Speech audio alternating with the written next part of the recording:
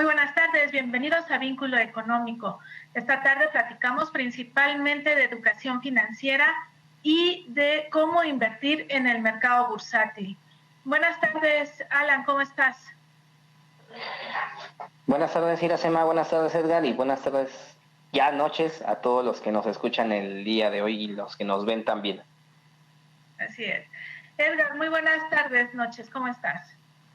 ¿Qué tal, Iracema, Alan? Buena tarde, noche a ti, a ustedes, a toda la gente que nos está viendo y nos está escuchando. Ya estamos muy a mediados de octubre, ya llevamos más de 200 días de confinamiento y parece ser que todavía nos faltan algunos más. Así que bueno, pues hay que tener paciencia y vamos a platicar toda la tarde, noche de hoy, un par de horas muy amenas hablando de un programa muy bursátil. A mí me da mucho gusto que este lunes 19 de octubre tengamos un programa muy vinculado al mercado de valores, a vínculo económico, el vínculo que tienen ustedes con la economía. Un gusto y arrancamos. Es correcto, esta tarde vamos a platicar del mercado bursátil ampliamente, tenemos dos invitados a platicar de ello. Decidimos hacer esto porque se acerca la Semana de Educación Financiera y se están presentando diferentes foros en México para hablar de este tema. Simplemente antes de empezar con nuestros temas, nuestros invitados, les voy a recordar dos cosas. Sí vamos a hablar de economía, porque siempre es importante saber qué es lo que está pasando con la salud del país en conjunto y con eso podemos también tomar mejores decisiones de inversión. Es muy importante saber qué es lo que pasa. El otro punto que les quiero mencionar es algo que ya hemos mencionado en otras sesiones. Ahorrar es disminuir nuestro gasto. Invertir es hacer que nuestro dinero genere dinero. Y esa es nuestra intención, ayudarlos a que tengan mejores inversiones y con ello un mejor futuro financiero. Ya se está conectando Julio Chauvet, pero le vamos a pedir un momentito para empezar con él, porque una noticia que causó pues gran asombro la semana pasada fue que la Profeco suspendió la venta de quesos y yogur en México. Y es algo que nos sorprendió mucho porque jamás había sucedido.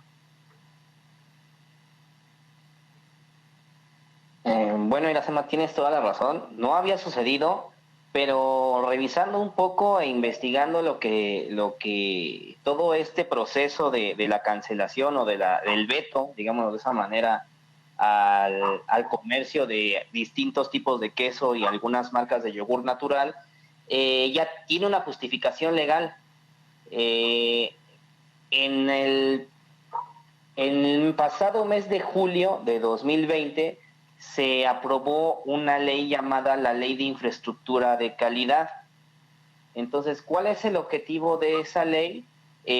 Poder amparar a la Profeco ante este tipo de medidas que atañen al bienestar de los consumidores, ¿okay? Entonces, incluso cuando salieron las noticias, se hablaba de que no había ninguna justificación del por qué, simplemente se prohibió la comercialización, ¿no? Y de hecho sorprendió mucho el hecho de que el veto a la comercialización de estos productos iba a ser inmediato. O sea, al siguiente día en la mañana los supermercados y las tienditas no podían tener en sus mostradores ninguno de esos productos. Pero, ¿cuál es la justificación? De hecho, hay algunos videos en YouTube que están circulando donde existen las entrevistas a Ricardo Schiffer, que es el procurador del consumidor, donde él hablaba de esta situación, que él decía, estos procesos de estudios de calidad que hay hacia ciertos productos ya estaban dados de alta.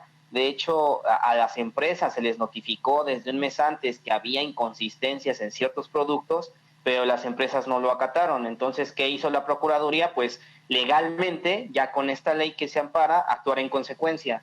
El artículo 3, numeral 11 de esta ley nos habla de que se debe de ordenar la suspensión o prohibición, cito textualmente, de la comercialización de bienes, productos y servicios, incluyendo la inmovilización de los mismos para impedir su comercialización, así como establecer las medidas tendientes a proteger a los consumidores o usuarios finales de aquellos bienes, productos y servicios respecto a los cuales se haya detectado un incumplimiento con las normas oficiales mexicanas, como resultado de una verificación de conformidad con los artículos 146 y 147 de la ley. Hay que remitirnos a esos artículos, pero pues no tenemos el tiempo para hacerlo, pero grosso modo lo que habla es que existe un proceso de verificación a los productos y que se les notifica a las empresas. O sea, eso no es que la Procuraduría se saque de la manga el veto o la falta o la prohibición de la comercialización.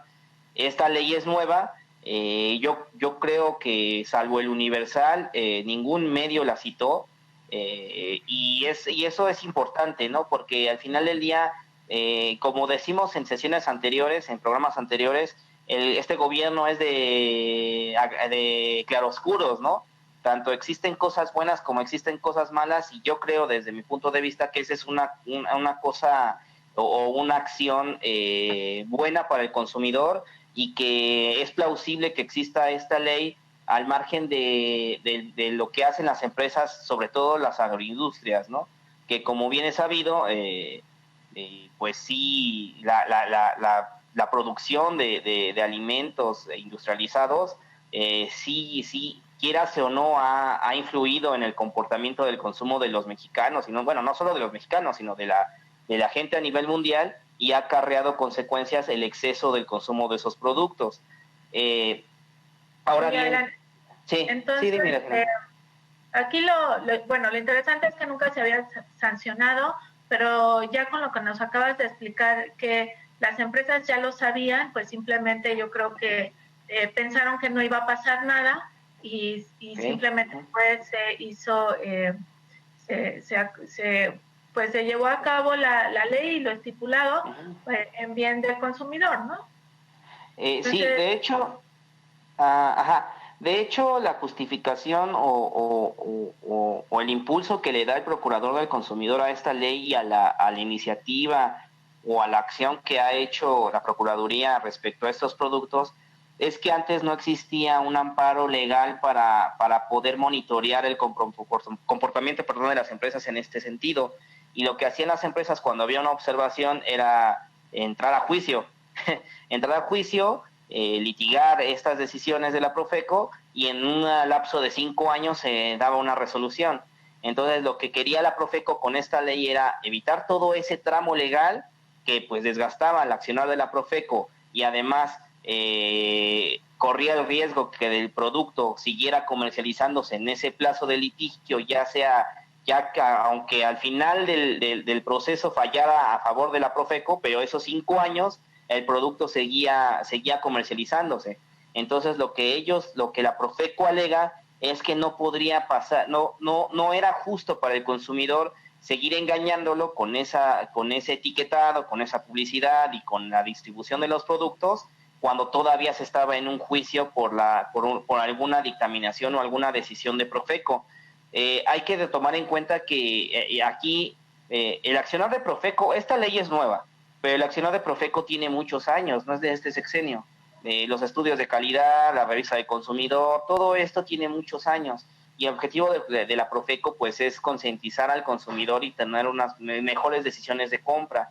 Pero con esta ley esperemos o hay que ir monitoreando las acciones de la Profeco para saber si este tipo de decisiones se van a replicar a otros sectores, a otras empresas, a otros productos, o solamente va a quedar en la anécdota de que fue algo sin precedente, ¿no?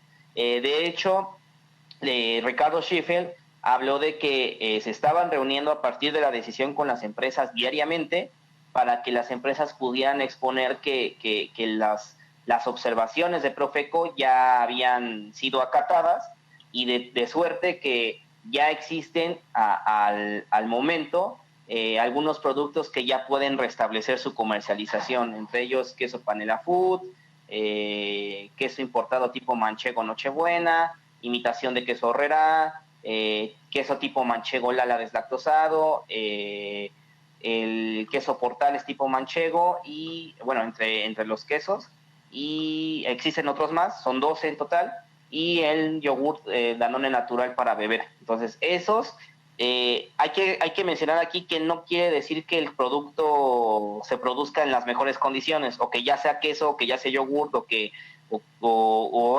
haya mejorado la calidad, vaya, sino que las señalizaciones de Profeco en el etiquetado o en la información que contienen en su apartado de ingredientes haya sido modificada de suerte que puedan seguirse comercializando, ¿no? Pero estos escalafones de mejor o peor calidad, el Profeco lo sigue manteniendo y lo sigue distribuyendo y publicando a través de la revista de consumidor y de los estudios de calidad. Muy bien, Alan, pues muchísimas gracias por toda la explicación. Y finalmente el consumidor es el que tiene la última palabra y efectivamente pues debe saber qué es lo que está consumiendo.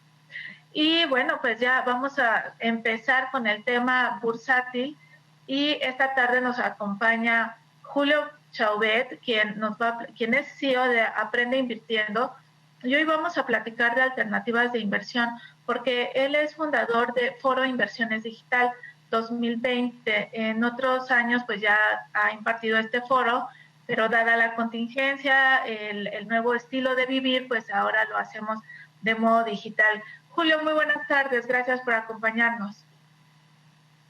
Hola Iracema, me escuchan bien, ¿verdad? ¿Cómo estás, Iracema? Mucho gusto estar aquí. Sí, muy bien, muchas gracias.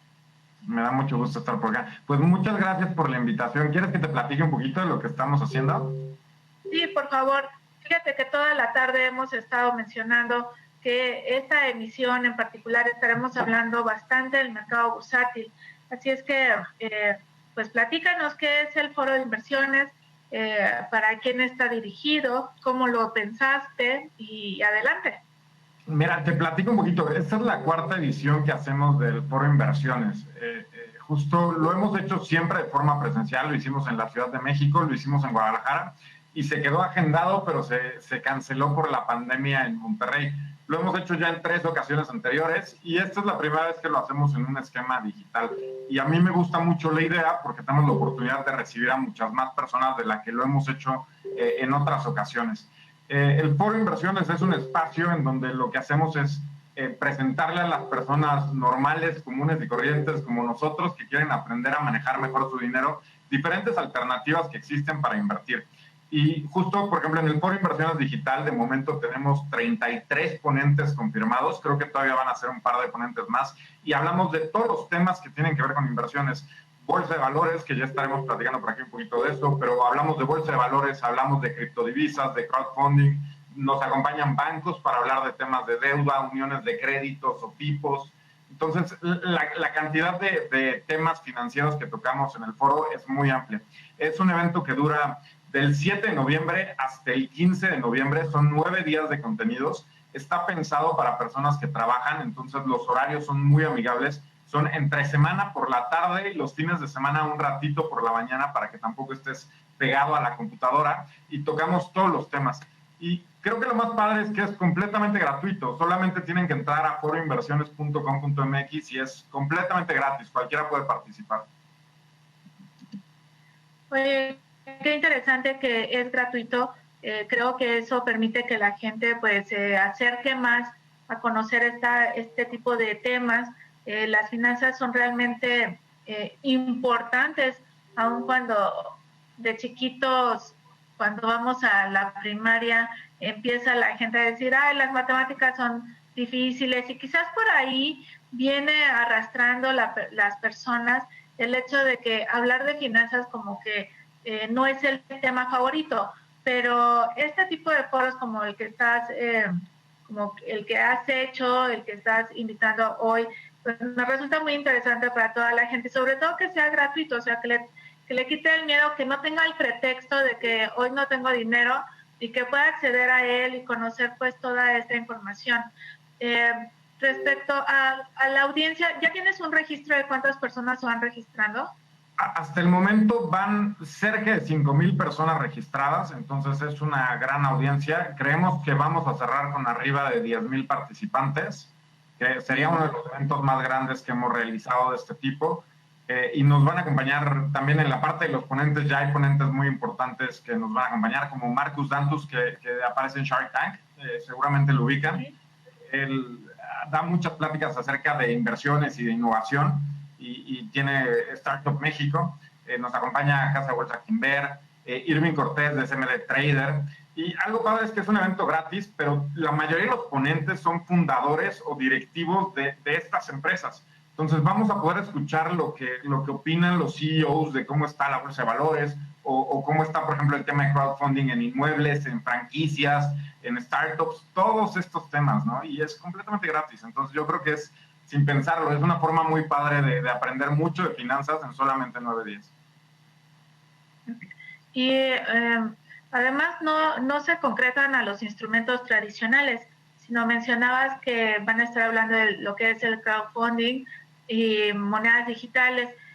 ¿Sientes en tu experiencia en los foros anteriores, crees que la gente se está orientando más a estos nuevos instrumentos o es igual o siguen buscando los anteriores?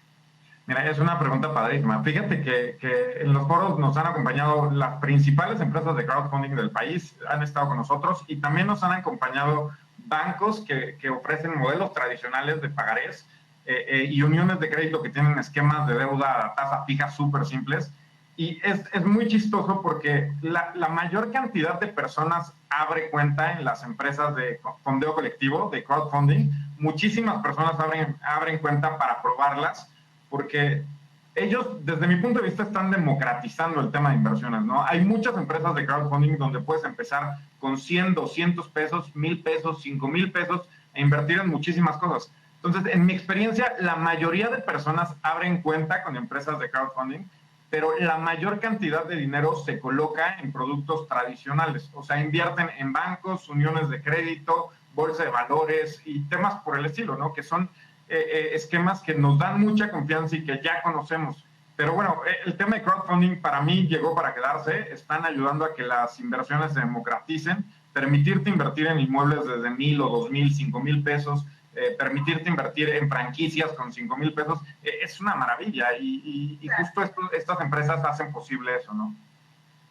Sí, en la historia de las finanzas, un gran paso que se ha dado en México es reducir los montos para abrir una cuenta.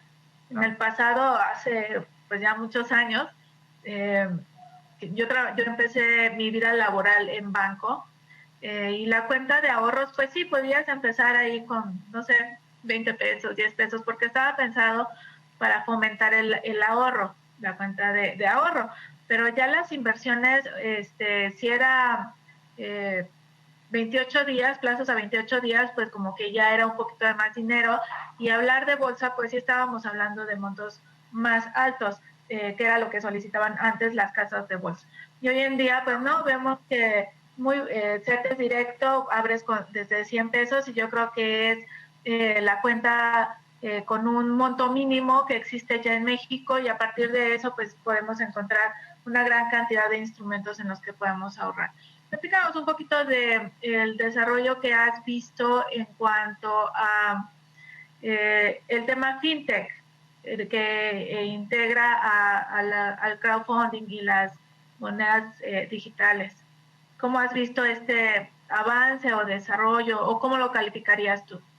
Mira, creo que justo cuando empezaron a salir las primeras costó un poquito de trabajo y después hubo un boom muy importante en el tema de empresas fintech. Empezaron a salir empresas fintech debajo de las piedras y justo lo que hicieron, porque llegó el momento en el que lo tenían que regular, empezaron a trabajar en esta ley fintech y lo que hicieron fue regularlo. Todavía no está terminado el proceso, creo que todavía quedaron muchos cabos sueltos por allá, todavía las empresas presentaron la solicitud, me parece que hay 75 empresas de fondeo colectivo que presentaron la solicitud para que la comisión las avalara, ya están registradas ellas, pero todavía no terminan como de ver la parte de la regulación. Faltan todavía un par de cosas, como por ejemplo el tema de impuestos, el tema de los mercados secundarios que están haciendo por allá algunas de las plataformas. Entonces, siguen trabajándolo. Yo creo que algo muy bueno es que la mayoría de las empresas, por ejemplo, que nos acompañan, trabajan de la mano con los reguladores para ver que la industria fintech en México se regule, ¿no? Empresas como Bitso de criptodivisas han aportado muchísimo para que se desarrolle esta industria, Play Business y muchas de las empresas que nos acompañan están pegaditos al proceso y encabezan como este movimiento de regulación de las empresas fintech. Desde mi punto de vista, es súper importante que cuenten con la aprobación de la comisión y que las auditen y que revisen que la forma en la que nosotros estamos invirtiendo es segura, ¿no? Que los riesgos en los que incurrimos no tienen que ver con darle el dinero a las empresas, sino con las cosas en las que estamos invirtiendo, como el riesgo que conlleva un inmueble, el riesgo que conlleva, no lo sé, una franquicia, y no tanto con el emisor, ¿no? Sí, hablando de estos riesgos, dentro del foro van a explicar un poquito cuál es la función de la Comisión Nacional Bancaria de Valores y entidades regulatorias. Sí, de hecho vamos a tener un panel, me parece que el panel va a ser el día 14 de noviembre, si no me equivoco, y es un panel que es promovido por la FICO. El objetivo de este panel van a estar, la FICO es la Asociación de Empresas de Fondeo Colectivo, y van a estar los presidentes de la FICO y los miembros de la FICO platicándonos un poquito cómo es que han ido avanzando en el tema de regulación, cuáles son las cosas que faltan, cómo están empujando, cuáles son los tiempos y cómo ven ellos el panorama. Creo que este evento va a ser muy importante, ¿no? Ya lo hemos tenido en foros pasados, inclusive hemos invitado a la comisión a que nos acompañe, nos ha acompañado en un par de foros, y siempre es muy importante saber cómo van avanzando y que están trabajando de la mano, ¿no? Yo creo que en cualquier tema de inversión, si queremos darle un peso a cualquier tipo de inversión, tenemos que revisar que esa inversión esté regulada, ¿no? Por la Comisión en México o por las autoridades correspondientes en los países en donde querramos invertir. Okay. Sí, me parece muy interesante e importante que la gente, además de conocer los instrumentos, sepan quiénes son las entes reguladoras y también con quién se pueden ir a quejar en caso de tener algún problema. Porque si nada más invertir y no saber la otra parte de la ecuación, pues estarían un poco desprotegidos. Claro, pienso que ahí es cuando se dan los fraudes, ¿no? En todo este tema de inversiones, cuando invertimos en instrumentos que no están regulados por nadie, o están regulados en Chipre o en alguna isla muy lejana, ¿no? Sí, eso de las islas lejanas, creo que ya es más transparente que hace muchos años, pero sí, se llega a dar. ¿Cuál sería el mensaje que le envías tú al público que nos esté escuchando? Y antes de ese mensaje, déjame darte los saludos de parte de Mirna Durán, que felicita el tema que estamos manejando, a Román Rodríguez, que pregunta además que si es para todo público, y a Cipatli Jiménez, que te manda en especial un saludo. Saludos a todos de regreso. Sí, el foro es un evento para cualquier persona. El acceso, puedes entrar de forma gratuita absolutamente todas las conferencias que van a estar en vivo. Puedes hacer preguntas en las conferencias, le puedes preguntar a los ponentes cualquier duda que tengas, quejarte si estás con un banco invirtiendo y el banco va a participar y paga muy poquito, te puedes quejar con ellos y que te digan por qué están pagando poquito, que creo que es también muy importante, ¿no? Que puedas conocer a las personas que están armando todos estos esquemas y platicar con ellos. Yo creo, si te puedo dar un mensaje, es que para mí el tema de inversiones, personalmente, como humano, que creo que también somos todos, yo les puedo decir que el tema de inversiones a mí me ha permitido generar estabilidad en mi vida.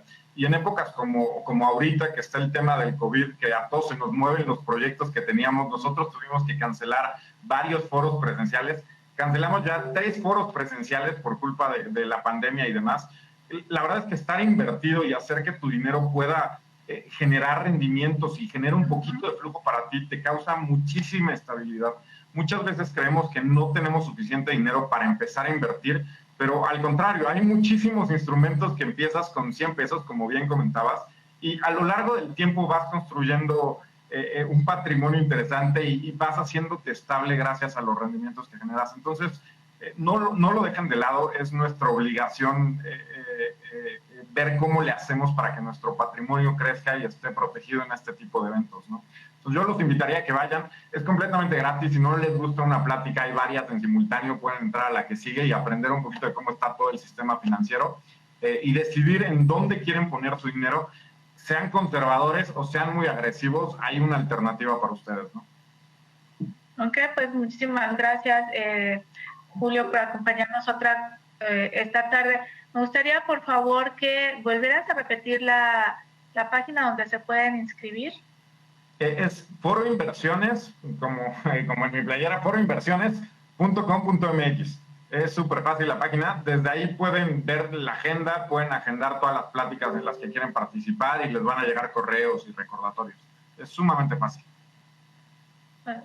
Bien, pues muchísimas gracias por acompañarnos esta tarde y pues que tengan mucho éxito, y a toda nuestra audiencia, por favor, no deje de inscribirse.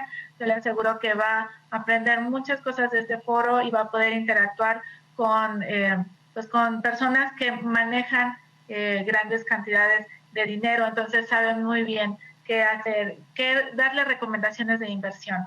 Muchísimas gracias, Julio, por acompañarnos. Muchas gracias, hasta pronto. Hasta pronto. No, pues sí, está muy cerca por iniciar la Semana de Educación Financiera, y en Twitter, si ustedes vieron algún mensaje, decía yo, finanzas 1 es ahorrar, pero finanzas 2 es invertir, que es cuando permitimos que nuestro dinero genere dinero, y eso es mucho más interesante. Y parte de este tipo de inversiones, podemos invertir en bienes raíces, que son formas de inversión tradicional, o el mercado de capitales. Lo nuevo que tenemos de inversiones es la tecnología fintech, pero algo que nos llama muchísimo la atención siempre ha sido el mercado bursátil. ¿No es así, Edgar? Y Edgar es gerente de estrategia de inversión en Cibanco, así es que platícanos un poco, Edgar, del mercado accionario en México. Hola, bueno, vamos a platicar hoy de un tema que últimamente ha estado muy, como que se puso de moda. Ya sabíamos desde hace un par de años que tenemos dos bolsas de valores. Bueno, sabíamos entre comillas, Alan, porque hoy todavía el concepto de la bolsa es un concepto en donde mucha gente relaciona el mercado de valores con una sola institución. Y es que durante casi 45 años en México únicamente hubo o estuvo centralizado el mercado de valores en un solo lugar, en una sola empresa, que es la Bolsa Mexicana de Valores. Hay mucha gente que se sorprende cuando se entera que en México hubo 3 bolsas durante mucho tiempo. El siglo pasado fue un siglo donde el milagro mexicano, estas décadas de crecimiento muy robusto, permitieron que el mercado de valores también se robusteciera, y hubo una bolsa en Monterrey, una bolsa en Guadalajara y una bolsa en la Ciudad de México. A partir de la década de los 50 todo se concentró en una sola institución, y hasta el año de 2013, a través de una iniciativa de CERCOR, Central de Corretajes, que buscó obtener una autorización ante la Secretaría de Hacienda y Crédito Público para poder echar a andar una segunda bolsa, fue que muchos de los involucrados en el mercado empezamos a considerar, un poco a polemizar también, si era lo correcto que el mercado de valores en México tuviera 2. Hay quien pugna porque 2 bolsas de valores en México son muchas para un mercado tan chiquito. En México nuestro mercado está muy concentrado en unas cuantas emisoras que son verdaderamente bursátiles, que la gente está comprando y vendiendo, y un abanico muy amplio de empresas pequeñas y algunas medianas que pues la verdad la gente no utiliza. El mercado básicamente sirve al inversionista para poder comprar activos de inversión y poder generar rendimientos a través de una inversión patrimonial de largo plazo, o haciendo una compra-venta muy dinámica de acciones en el corto plazo. Sí, Alan. Pero, por ejemplo, Edgar, yo tengo una duda. El mercado está concentrado de valores en respecto al IPC, ¿correcto? Respecto al índice.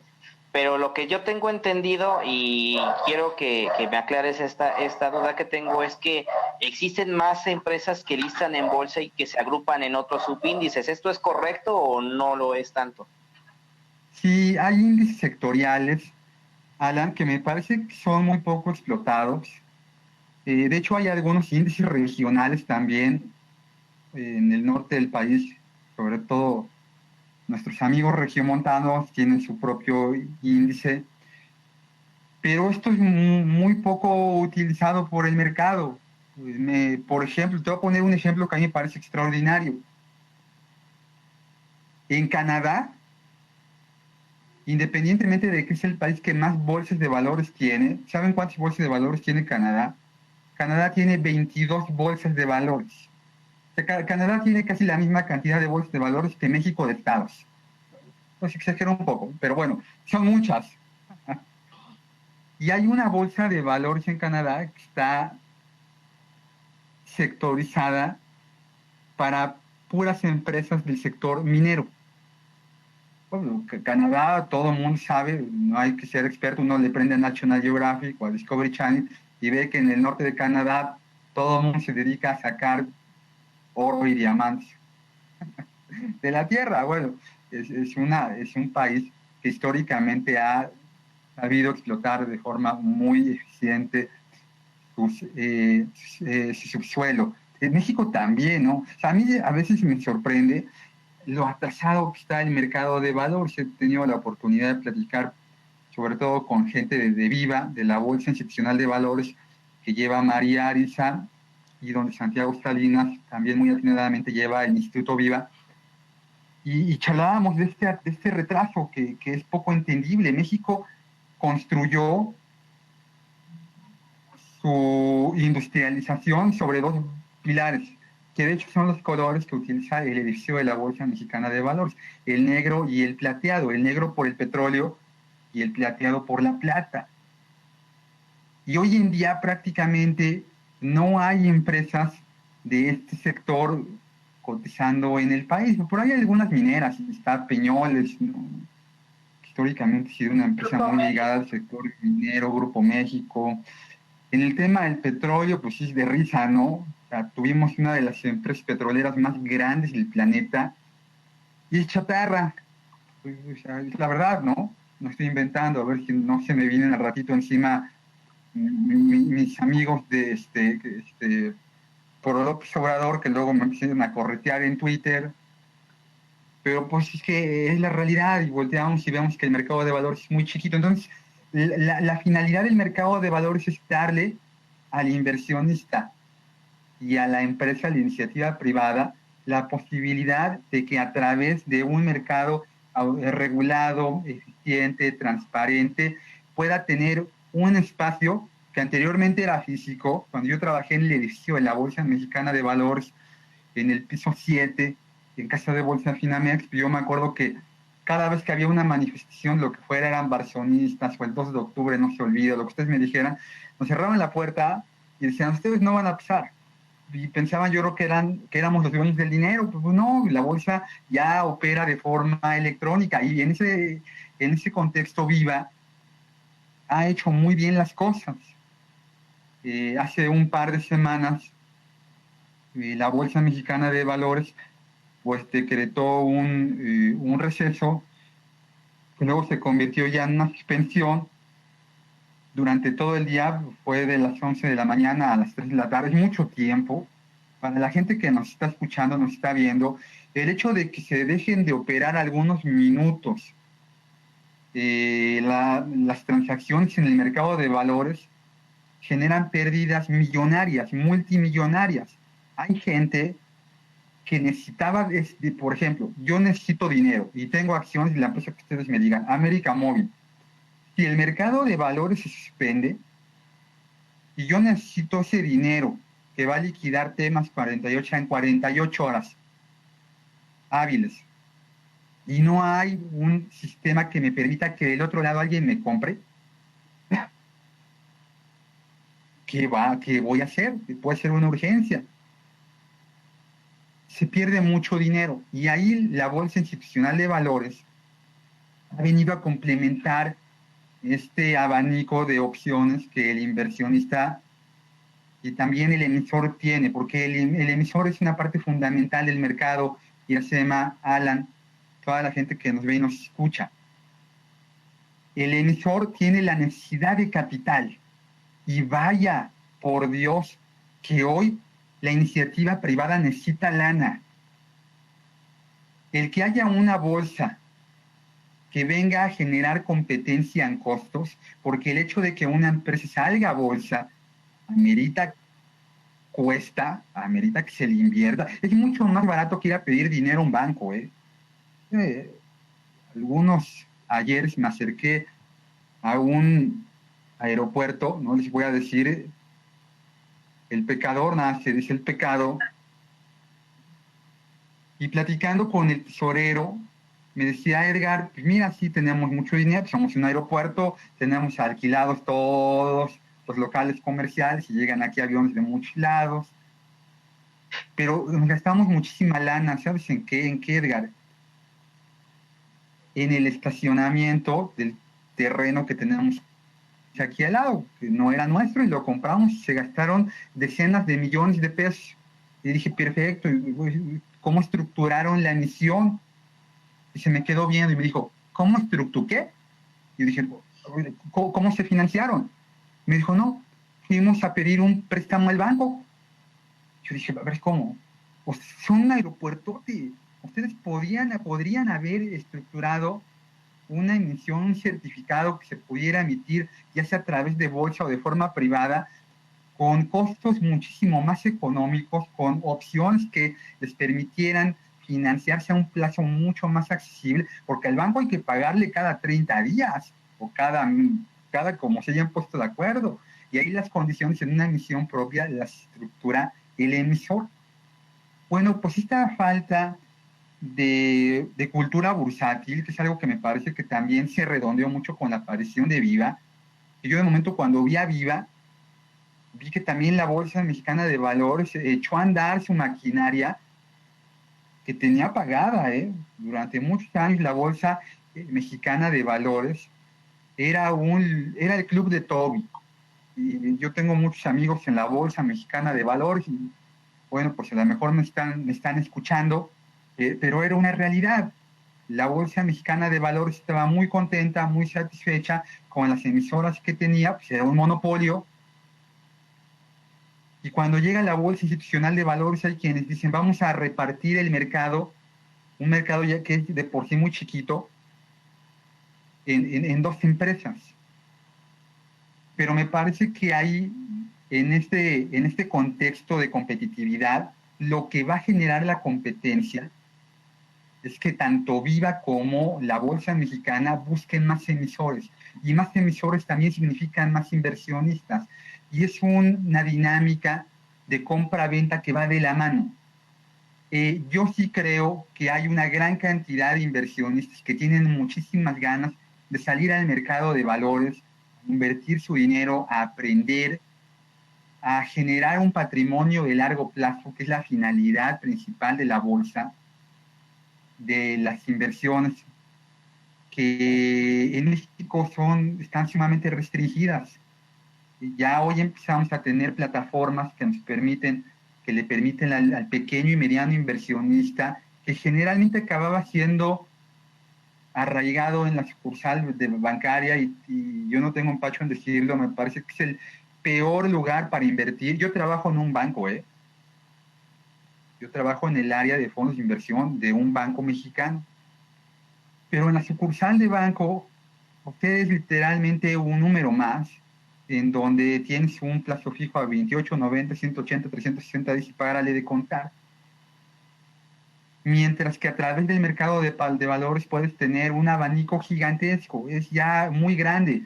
El sistema internacional de cotizaciones de la Bolsa Mexicana de Valores y de Viva, en ambos puedes comprar más de 1,500 títulos que abarcan cualquier sector, cualquier región del mundo, cualquier cosa que te puedas imaginar. Así que me parece que el que haya dos bolsas genera grandes oportunidades. Una de ellas es la continuidad de mercado. Hoy si una bolsa falla, la otra está funcionando. Este viernes, durante toda la mañana, mediodía y tarde, Viva permitió que hubiera continuidad de mercado. Vamos a ver con el paso del tiempo costos más accesibles para los emisores, y también vamos a ver que el inversionista se va a interesar más porque hay cosas que se van a poder hacer a través de Viva que a lo mejor no se hubieran podido hacer a través de la Bolsa Mexicana nada más. Viva tiene tecnología Nasdaq, que es lo último que hay, ¿sabe? Tenemos una de las bolsas de valores en México más avanzadas del planeta. Eso no es poca cosa. Esta tecnología permite que las operaciones generadas por robots, por ejemplo, que son operaciones con volúmenes y velocidades muy grandes, se puedan transmitir con eficiencia de el que compra al que vende. Algo que con tecnología vieja pues es como un embudo, ¿no? Bueno, por poner un ejemplo muy tal vez muy simple. Pero bueno, un embudo no te va a permitir hacer una gran cantidad de operaciones. Lo que hace Viva es dar un ancho de banda más grande, y al inversionista y al emisor esto le va a generar grandes beneficios. Y ojalá haya oportunidad en otro programa seguir hablando de esto. Me parece que hay muchísimas cosas que se pueden seguir abordando. Yo me comprometo a que en siguientes programas hablemos de todas las bolsas que hay en el mundo. Es inverosímil que en México hay menos bolsas de valores que en algunos países africanos. Hay países en África que tienen más bolsas, más empresas cotizando en bolsa. Pero bueno, ya habrá oportunidad de charlarlo, mi querida Iracema, mi querido Alan, el comentario bursátil del día de hoy. Sí, sí, hay muchísimas cosas que platicar de la bolsa y que explicarle a la audiencia, así es que lo seguiremos abordando. Ya está con nosotros José Pablo Udave González. Te vamos a pedir nos esperes 2 minutitos más, no nos vamos a tardar, vamos a hacer un corte y regresamos en 2 minutos y usted no se vaya, que José Pablo tiene mucho que platicarnos. Muchas gracias.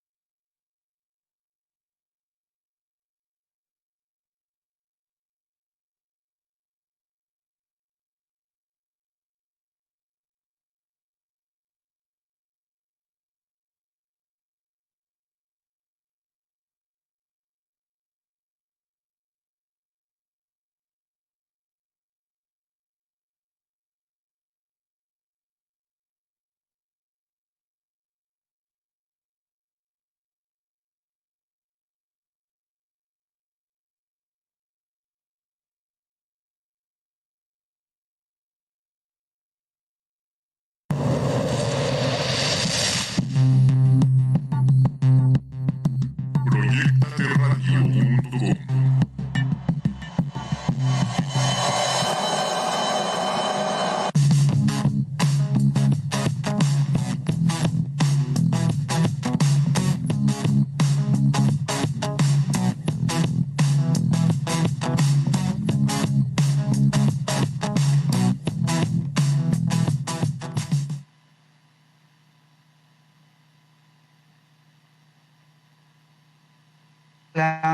¿qué tal? De regreso aquí en Vínculo Económico. Les dijimos que no nos íbamos a tardar nada y aquí lo que prometemos lo cumplimos. Y bueno, pues tenemos el honor de contar esta ocasión con Pablo Udave, que es un asesor financiero muy especializado en el mercado de valores, ya con una trayectoria de algunos años. Me decías, Pablo, el mercado de valores es un lugar en donde construimos todos los días la experiencia, ¿no? Yo llevo en esto 20 años y te puedo decir que hoy yo sigo aprendiendo como si fuera mi primer día. Y es algo padrísimo. Digo, todas las carreras tienen algo de especial, de particular, pero en esta me encanta que diario hay información nueva. ¿Quién se iba a imaginar, mi querido Pablo, que en el 2020 nos íbamos a volver todos los que nos dedicamos a esto especialistas en acciones, por ejemplo, de empresas farmacéuticas, ¿no? Hay empresas que se dedican a hacer ventiladores respiratorios, yo ni sabía, bueno, pues ahora ya sé qué empresas son, es padrísimo. Pero bueno, Pablo, esta tarde, noche, nos va a platicar de lo que el mercado de valores tiene para la gente que quiere empezar a invertir. Y mi querido Pablo, yo quiero preguntarte algo que mucha gente se introspecciona.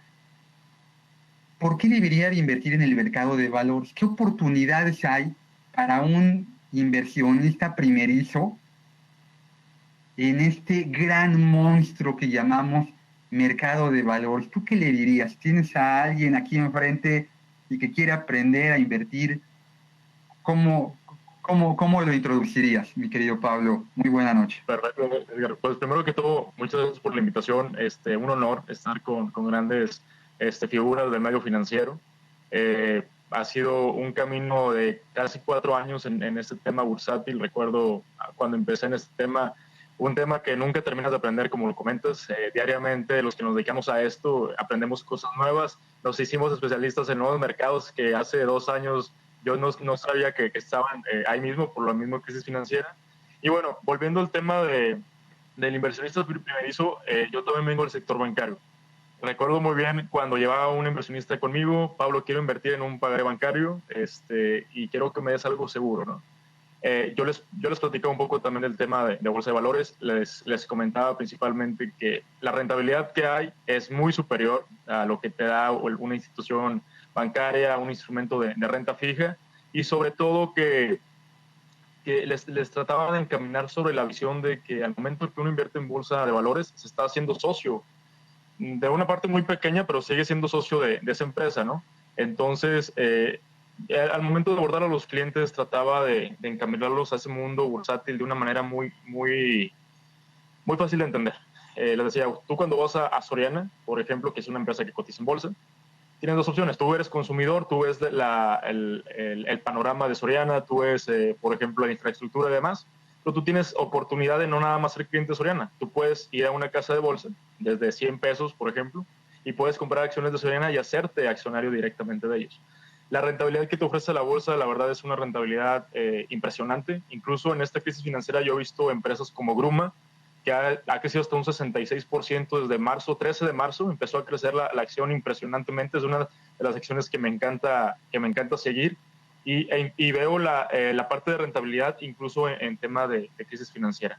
Así que, ¿cómo introducir a un cliente primerizo? Principalmente que entiendan el concepto de qué es la bolsa, ¿no? Es el mercado donde emisoras que ya están en el sector bursátil emiten directamente sus acciones al público inversionista, y nos permiten a nosotros la parte de capitalización mediante rendimientos, comprar una acción barata, venderla más alto, o bien también en el tema de dividendos, dependiendo de la empresa. Interesante. Te vuelves socio, Pablo. O sea, eso no es poca cosa. El No, mexicano, no es poca cosa. el mexicano, a ver si estás de acuerdo conmigo, Pablo. El mexicano es muy biznero, ¿no? Somos buenos para hacer negocios.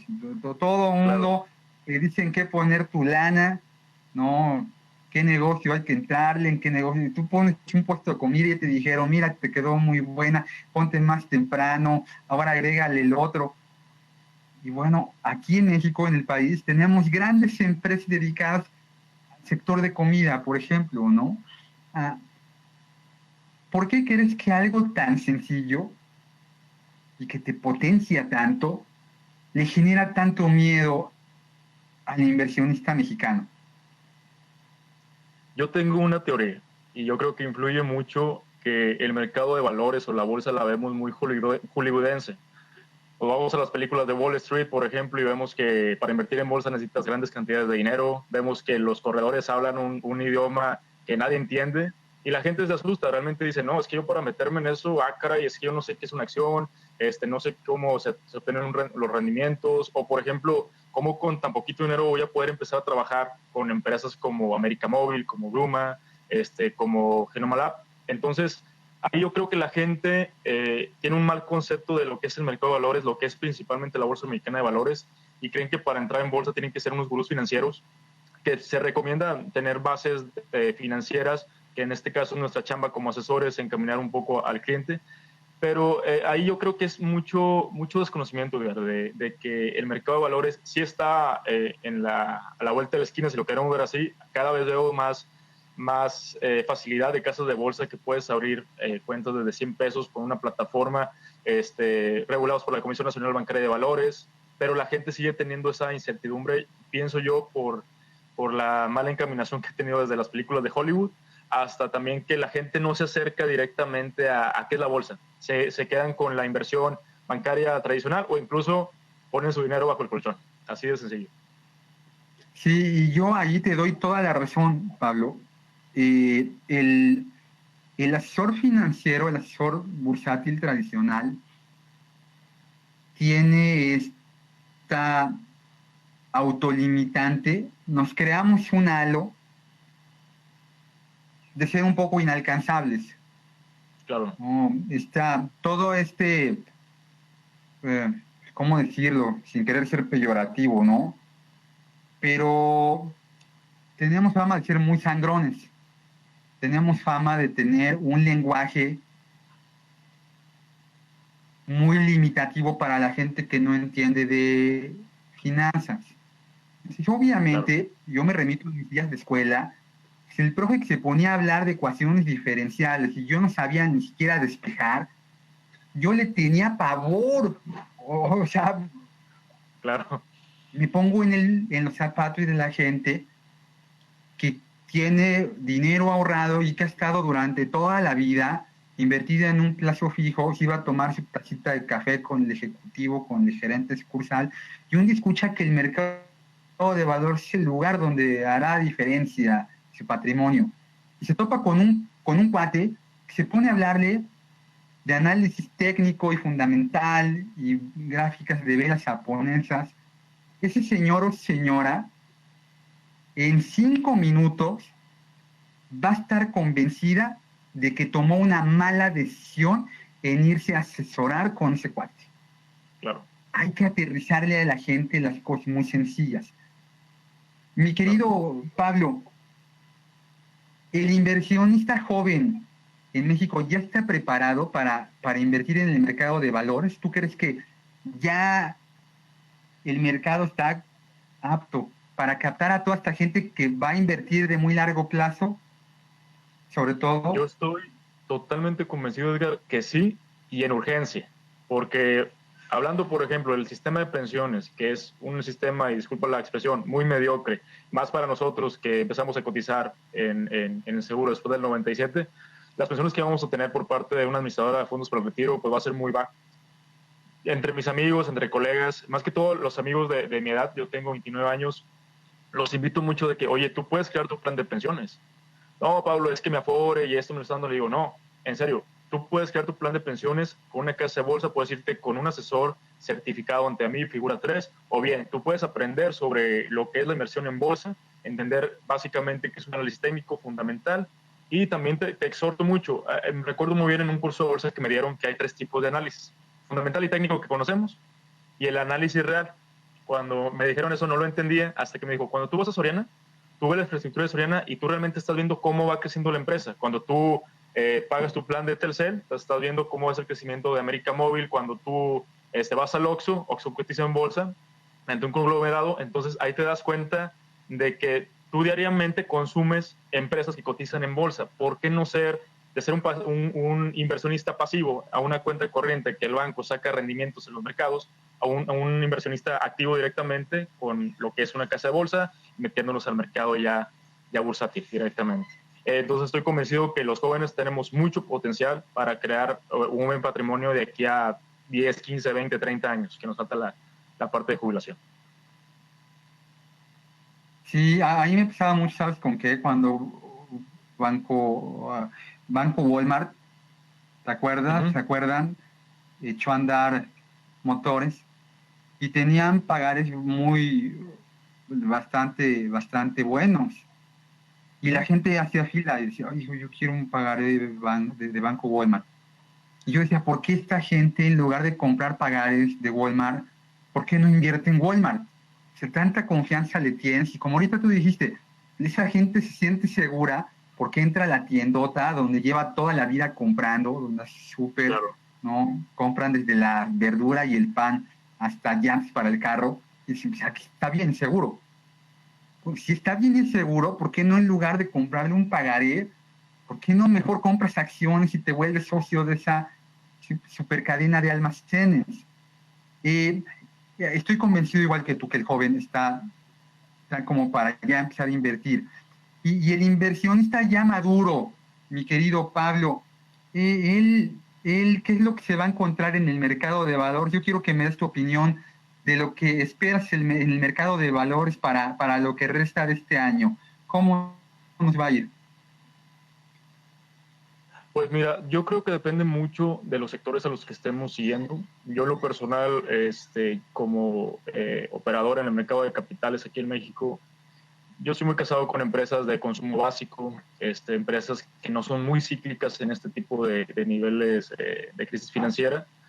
Creo que a pesar de la volatilidad que hemos tenido muy agresiva en el mercado nacional, hemos tenido en el segundo trimestre un decrecimiento de más del 18%. Creo que aún así, por la estabilidad de algunas empresas en bolsa, acabaríamos de una manera, a lo mejor no tan positiva, pero creo que estable. Y el próximo año, pienso yo, tengo una expectativa, sin irme al positivismo irracional, de que poco a poco varias empresas que ahorita han estado golpeadas, principalmente el sector aeronáutico, va a estar teniendo una pauta un poco más, como un quitapeso, ¿no? Así un poco más tranquilo para empezar nuevamente la parte bursátil a su favor en la parte positiva. Es lo que yo pienso al final de este año. ¿Alguna pregunta, Alan Iracema? Yo tengo un comentario. Pablo, buenas noches. Te saluda Alan Vargas. Y un comentario abierto para todos, ¿no? Además de todos esos factores que tú mencionabas acertadamente sobre por qué el público no invierte, yo creo que también aquí existe un poco de temor sobre el pasado, ¿no? Digamos, es una idea por una parte, sobre todo lo que ha pasado en las crisis, sobre todo la del 94, que golpeó bastante a la sociedad mexicana, claro. Y otra es la concepción de que el mercado bursátil te va a robar tu dinero, ¿no? De que claro, el financiero es el que se va a llevar tus ganancias, se va a llevar tu lana y después no va a responder por ti, ¿no? Existe mucha desconfianza ante ese panorama, ¿no? Bueno, yo creo que eso sería complementando lo que tú decías sobre por qué la gente no invierte. Pero también existe cierto tipo de personas, sobre todo jóvenes, que sí están interesados en invertir. Yo tengo un amigo que sí está interesado, que ya empezó a invertir en divisas, pero que quieren también diversificar su inversión, ¿no? Quiere estar en acciones. En ese sentido, quisiera que me respondieras ¿cómo se invertiría? Edgar en el primer segmento, en su segmento, habló del SIC, del Sistema Internacional de Cotizaciones. Pero si yo, usuario, que tengo un iPhone, por ejemplo, quiero invertir en acciones de Apple y yo no sé qué hacer, ¿cómo le hago? Ok, perfecto. Bueno, en gran parte el SIC, el Sistema Internacional de Cotizaciones, es un abanico y un mecanismo que nos proporciona la bolsa para poder comprar acciones, como lo comentas, de Apple, por ejemplo, de Tesla, que ahorita las FACs han estado muy comercializables últimamente. La empresa Zoom, por ejemplo, que también tuvo un incremento increíble en estos últimos 2 meses, muy, muy increíble. Ahí en el sistema SIC nos da la oportunidad de poder entrar al tema internacional en todas las emisoras que están cotizando directamente. pero también hay otros tipos de inversiones como son los derivados financieros. También, por ejemplo, movemos un poco el tema de CFDs, mencionabas el tema de divisas, el tema de Forex. Creo que la diversificación es muy importante para cualquier inversionista. Yo en lo personal me considero un inversionista un poco híbrido. Me gusta el riesgo, pero también me gusta la parte conservadora. Yo tengo mi capital invertido a 15, 20 años, que yo lo tomo ya como la parte para mi retiro. Trato de tomar siempre posiciones en los mercados o sobre activos financieros, entre renta fija, renta variable, bolsa mexicana, no tan volátiles, pero también me gusta la parte de los rendimientos altos sobre la parte de volatilidad un poco más agresiva, si lo queremos ver así. Creo que es un par de aguas ahí, Alan, mi querido Alan, sobre cómo diversificar correctamente respecto al perfil que tú tienes como inversionista. Nosotros como asesores creo que es un deber ser realmente perfilar a un buen inversionista. Te mencionaba, Edgar, ¿qué le dirías a las personas mayores? Que si una persona joven a veces tiene muchísima incertidumbre en el tema de bolsa, una persona mayor, yo recuerdo cuando estaba trabajando en banca preferente, los clientes se me asustaban cuando le tocaba el tema incluso de fondos de inversión. Creo que ahí, antes de que el cliente mayor tome la decisión de invertir, explicarle con manzanitas cómo funciona el mercado para que entienda cuál es la función directamente de los mercados bursátiles, pero darle el instrumento que realmente él no lo ponga con los pelos de punta y sobre todo goce esa parte de capitalización gradual que va a tener los mercados financieros.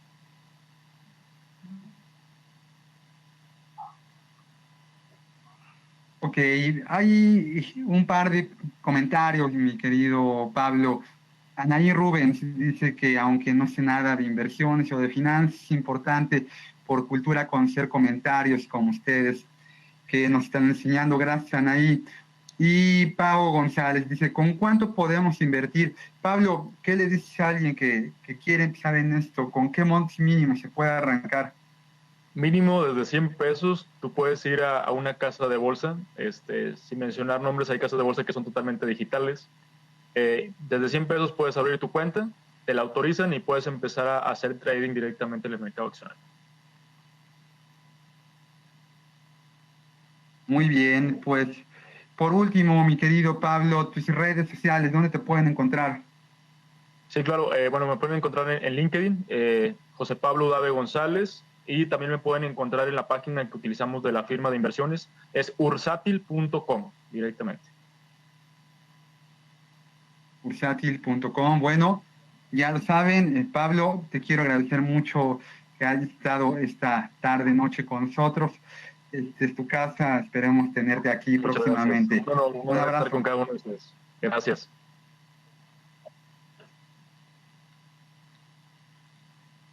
Sí, ya tuvimos dos buenas exposiciones. ¿Sí me escuchan bien? Perfecto. ¿Se escucha bien? Sí, se escucha. Perfecto. Gracias, es que tuve que cambiar de dispositivo. Pues ya tuvimos dos invitados que estuvieron hablando de lo que son las inversiones en términos generales y lo importante que es ello. Así es que les vuelvo a reiterar que pues traten de asistir a este foro digital de inversiones, pues donde tendrán grandes exposiciones y podrán aprender nuevas cosas. Y por parte de Pablo, pues ya escuchamos cómo cuestiones más específicas respecto a cómo invertir en la bolsa. Yo simplemente agregaría algo respecto a lo que comentó primero Edgar en cuanto a por qué tenemos dos bolsas de valores. Yo creo que si bien la Bolsa Mexicana de Valores por muchos años fue un monopolio, efectivamente, la Secretaría de Hacienda y Crédito Público es la que otorga el permiso para que otra empresa de estas características inicie su operación. Creo que el mercado de alguna manera no estaba preparado, ¿no? Porque no creo que la Secretaría haya limitado a otras empresas que quisieran participar como bolsas a hacerlo y quizás no cumplieron con todos los requisitos de seguridad, principalmente el capital, para presentarse como la competidora de la Bolsa Mexicana de Valores. Cuando ya hay dos o tres competidores, pues siempre es bueno para el mercado de los inversionistas, pero sobre todo en el caso de las bolsas es importante que existan los competidores pues para reducir los costos. Aunque también diría yo que a partir de que inició Bolsa Viva, pues sí hay que reconocer que toda la infraestructura de cables, pues los dio la Bolsa Mexicana de Valores, ¿no? Porque de otra manera, pues no hubiera empezado a operar Viva como lo ha hecho y ha estado utilizando plataformas. Qué bueno que tenemos dos bolsas porque como sucedió la semana pasada, antepasada, que por cuestiones técnicas se suspendieron las operaciones en Bolsa Mexicana de Valores, Viva pudo seguir, bueno, todos los inversionistas.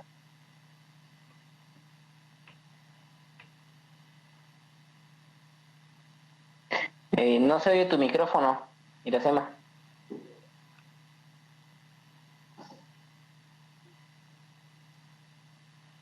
Bueno, perdimos a Iracema Creo que no se escucha. un instante.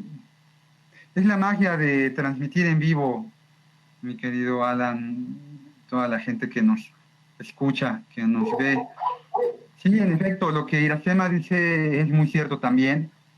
La infraestructura de la cual parte tiene que ser, pues vamos, de donde emana el mercado, y el mercado pues emana de la bolsa, ¿no? Todo se tuvo que interconectar a la Bolsa Mexicana de Valores y a todas las casas de bolsa que agrupa la BMV.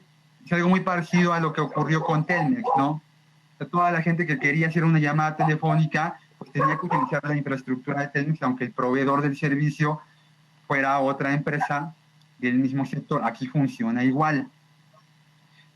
También alguien me comentaba ahorita a través de Twitter que Viva tuvo el problema de intermitencia en la compra y venta de títulos. Eso también es cierto.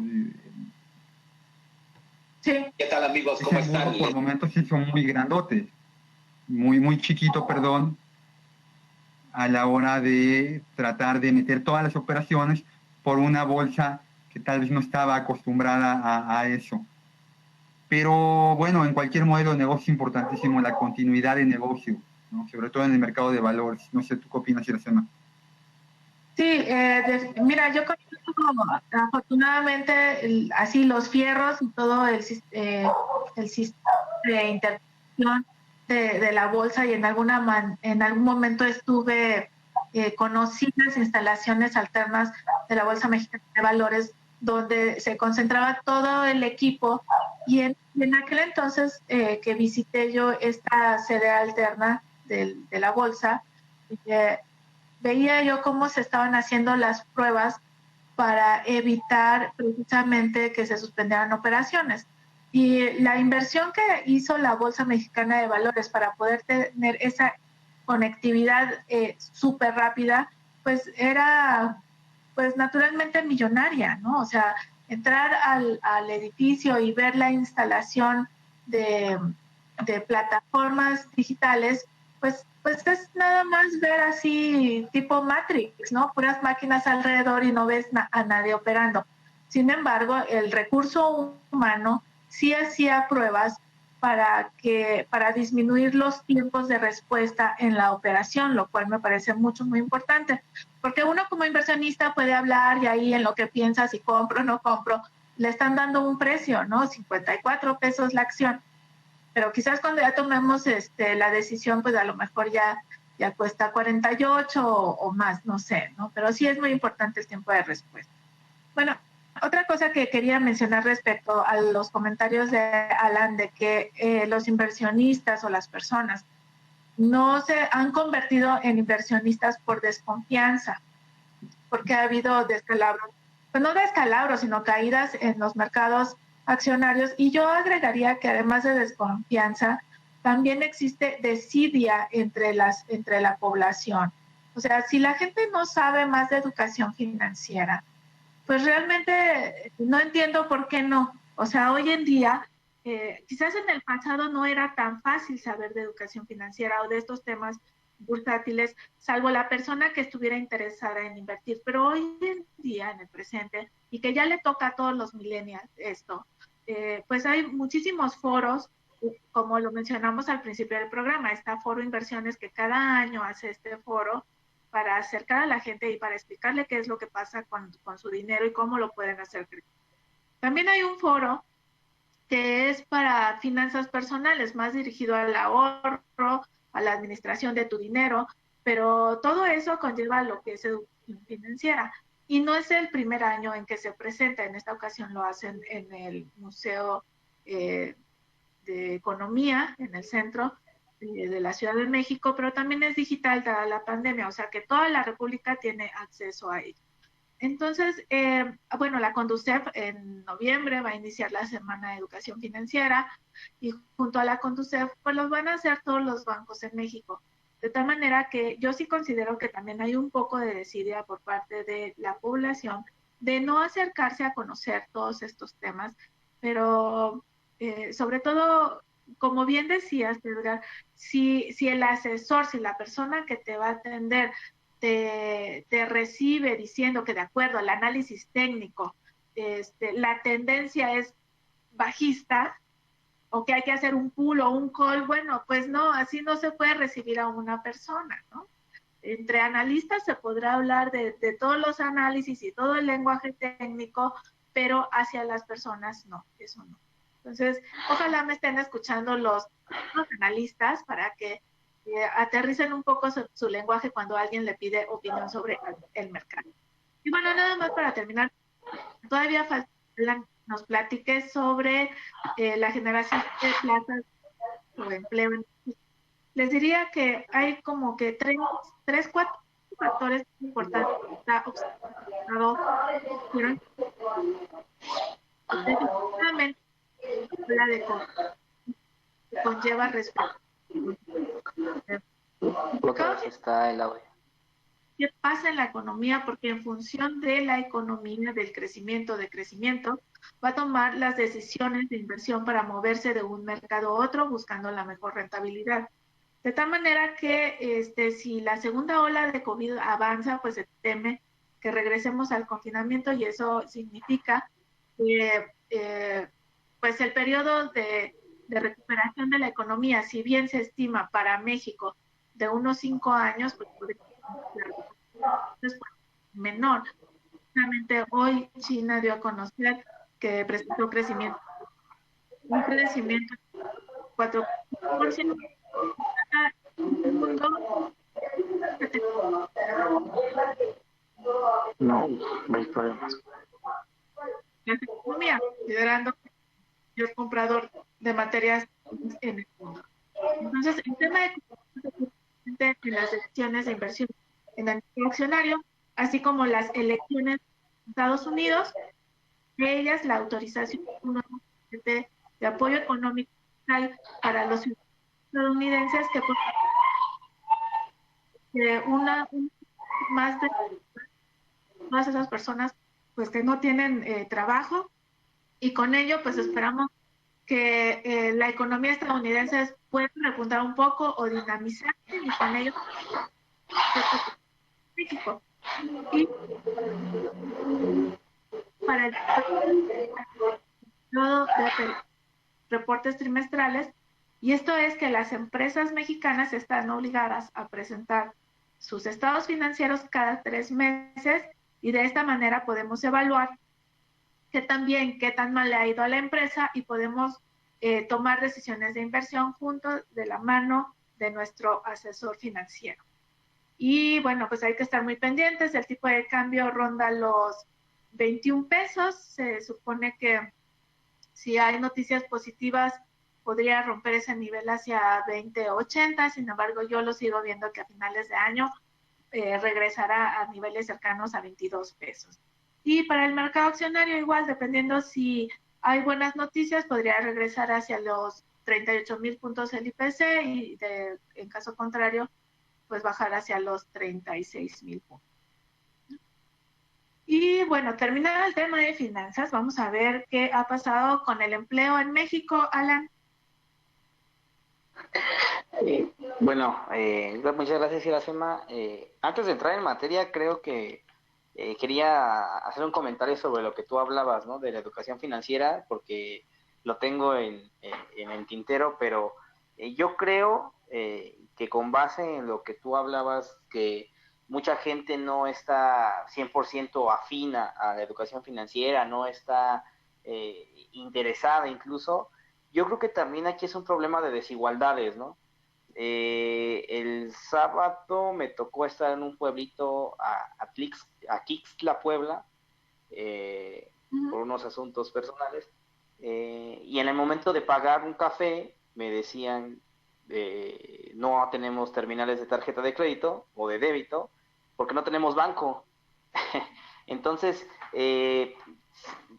pensar o debatir sobre si la penetración de la banca en pueblos tan lejanos como este, que está en la Sierra Norte de Puebla, es bueno o malo, pues es válido discutirlo, ¿no? Pero lo que no está discusión es que la penetración de la banca y del sistema financiero en general no es para todos, no ha llegado a todos. O sea, quizá la justificación sea que México es un país muy grande, ¿no? Pero así como llegan servicios como la luz, el agua, ¿no? El drenaje, yo creo que el sistema financiero, desde los grandes reguladores, la Comisión Bancaria, Banco de México, hasta los bancos y los vehículos de inversión tendrían que mirar cómo entrar en esos mercados, ojo, no con el fin de lucro, porque quizá la gente en esas regiones esté desconfiada de la banca porque por esta cuestión de las deudas, de los préstamos, de los intereses y demás, ¿no? Sino con el fin de poderlos integrar al sistema, ¿no? Como potenciales ahorradores o como potenciales inversionistas. Quizá sea muy aventurado decirlo, pero yo creo que si se atañen también esas desigualdades de en dónde está más desarrollado el sistema financiero, en qué regiones está más desarrollado que en otras, quizá pudiera el mercado expandirse un poco más, ¿no? Yo creo que eso es tarea de todo el sistema, pero bueno, ese es el comentario que tenía con respecto a lo que nos comentabas de la educación financiera, ¿no? Y tiene... Sí, Nacimaní. Déjame agregar algo, y Edgar, si quieres comentarlo, digo también, creo que este es un espacio precisamente para que la gente vea diferentes puntos de vista. Sí, definitivamente estoy de acuerdo contigo en que hay lugares donde no llegan pues muchos servicios, no nada más el de la banca, sino el de la luz. Es importante, no podemos dejar de o ocultar o negar que desgraciadamente México, a pesar de ser una economía grande o un país con un territorio grande, no olvidemos, 50% de la población se encuentra en condiciones de pobreza. Ese es un grave problema que tiene el país hablando de educación en general y educación financiera. Efectivamente, cada quien tiene que hacer su parte y sí, el gobierno tiene que buscar mejores condiciones de crecimiento y desarrollo para el país. De otra manera, esos polos entre la riqueza y la pobreza, pero la pobreza que va creciendo más, pues seguirán siendo un grave problema para el país, ¿no? Y de alguna manera empezará a afectar a los otros polos. Y yo me refería principalmente a millennials, ¿no? Que tienen tanto acceso a la información, sobre todo a la información digital, cuando decía que hay cierta desidia. Ellos pueden acceder fácilmente a toda esta información y si no invierten, no les importe, quizás porque ven el futuro muy lejano. Ahorita en el chat, Pau González, que nos salud, dice pesos, ¿y a qué soy acreedor? En muchos tiempos inversionistas podían ser porque el mercado financiero era para millonarios. Hoy en día ya no es para millonarios, o sea, cualquiera puede abrir una cuenta de ahorro, cualquiera puede abrir una cuenta de inversión con 100 pesos en CETES directos que te va a pagar una tasa de interés, o sea, vas a tener un rendimiento por invertir tu dinero. ¿Qué vas a ganar? Bueno, pues dependiendo del monto que tengas, Pao, dependiendo del monto vas a tener un rendimiento. Pero aquí lo importante es que han disminuido de tal manera los montos para que sea accesible para todo el mundo. Creo que eso es muy importante, ¿no? El que también, como decía Alan al principio, hay cosas buenas o no tan buenas del gobierno, pero el gobierno también ha ayudado a que estos montos para abrir primeras cuentas tengan esos montos menores que con los que contamos ahora. Adelante, Alan o Edgar.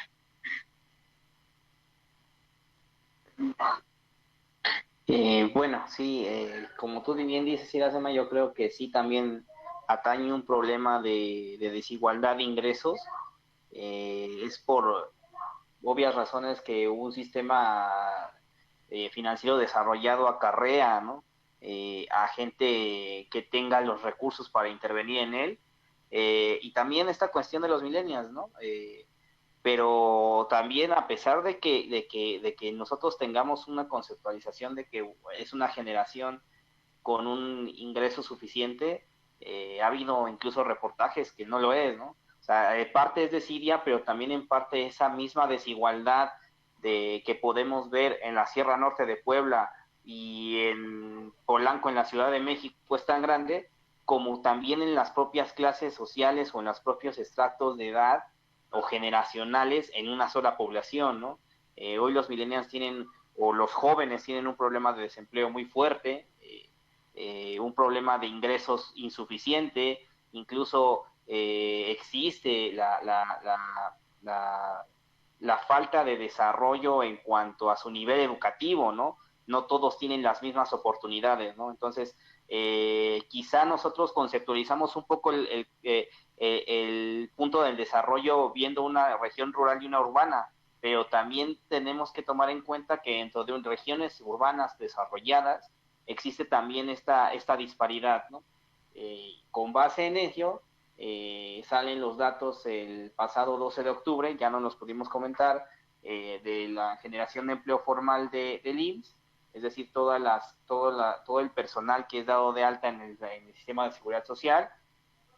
Hay que tomar en cuenta que no es nueva generación de empleo per se, quizás sean informales que entraron al sector formal, empresas informales que se dieron de alta o otro tipo de situaciones, pero al final del día, en septiembre se registró un aumento mensual de 113.850 puestos de trabajo. Eso quiere decir que incrementó 0.6% respecto al mes anterior, con base en el comunicado oficial que da a conocer el Instituto Mexicano del Seguro Social. Con esto tenemos registrados ante el IMSS 19.702.192 personas y pues en el acumulado de enero a septiembre tenemos una generación de 719.250 empleos, ¿no? Sin embargo, para los últimos 12 meses, es decir, de septiembre del año pasado a septiembre de 2020, hemos tenido una pérdida de 865.234 plazas laborales formales. ¿Qué es lo que estamos viendo? Pues al final que el efecto del encierro, del COVID, que ya bien mencionaba Iracema, sigue teniendo estragos en el empleo formal.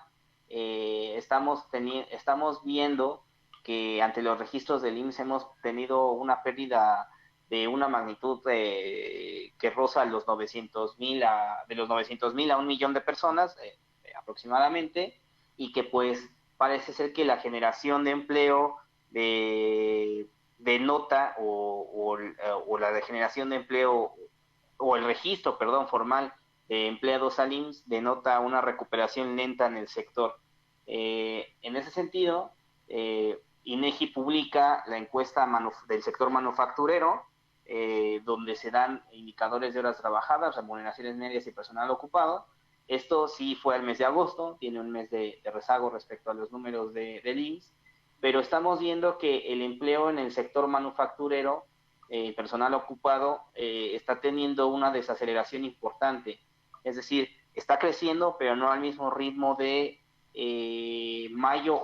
junio y julio, ¿no? Que es el mes donde más repuntó la generación de empleo en el sector ocupado, en el sector manufacturero.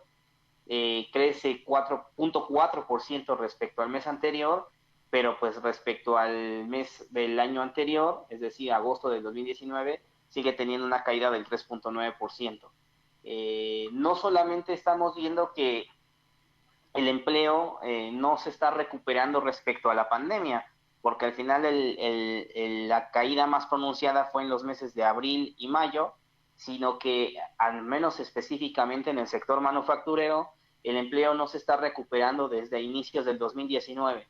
Es decir, la senda de expansión del empleo en la manufactura ya tenía bastante tiempo, su pico más alto llegó a principios de 2019, sin embargo, a partir de esa fecha empezó a desacelerar de una manera importante, sí, y denotando ya la falta de confianza en la inversión privada, y la suspensión de algunos proyectos de inversión, y cuando llega la pandemia viene la caída importante en el empleo del sector manufacturero. Cuando vemos las horas trabajadas, quizá tenemos un repunte mayor, pero nos contrasta mucho o no nos hace mucho sentido por qué las horas trabajadas repuntan tanto y el empleo no lo hace en su misma magnitud. Pues bueno, quizá sea porque las empresas se están dando cuenta que con el menor número de empleados posibles pueden ser más productivos, es decir, trabajan más horas. Incluso existe esta serie de reportajes, de información, ¿no?, que hablaba de estudios que hablaban que el home office, por ejemplo, en ese estrato de empleados, quizá no es el sector manufacturero, pero estamos hablando de un pedazo del pastel del personal ocupado en general, actuaban o trabajaban mucho más horas de lo que los hacían en sus horas laborales en sus áreas de trabajo convencionales, ¿no? Entonces, quizá la productividad con base en el empleo aumentó, porque con menos personal estás teniendo mucho más horas trabajadas que lo que pasó antes de la pandemia. También el sector de horas trabajadas en el sector manufacturero no ha repuntado respecto a lo que sucedía a inicios de 2019, pero la brecha o el repunte que tuvo este rubro es mucho más importante respecto a lo que sucedió con el personal ocupado como tal, ¿no? Está ya viendo o tratando de hacer una pequeña reflexión sobre el sector laboral. Tenemos dos puntos a concluir. Uno, que el sector laboral va a tener una recuperación lenta, que va a estar sujeta a cómo se comporte la inversión, y que también estará sujeta a cómo la inversión reaccionará ante las posibilidades de un nuevo confinamiento. A nivel mundial ya tenemos rebrotes en varias partes del mundo. Francia repuntó o rompió el récord de contagios en esta segunda ola de COVID, y en México ya están empezando a haber casos de rebrotes, ¿no?, de reinfecciones incluso. Entonces vamos a ver cómo las autoridades, cómo el gobierno va a tomar medidas al respecto.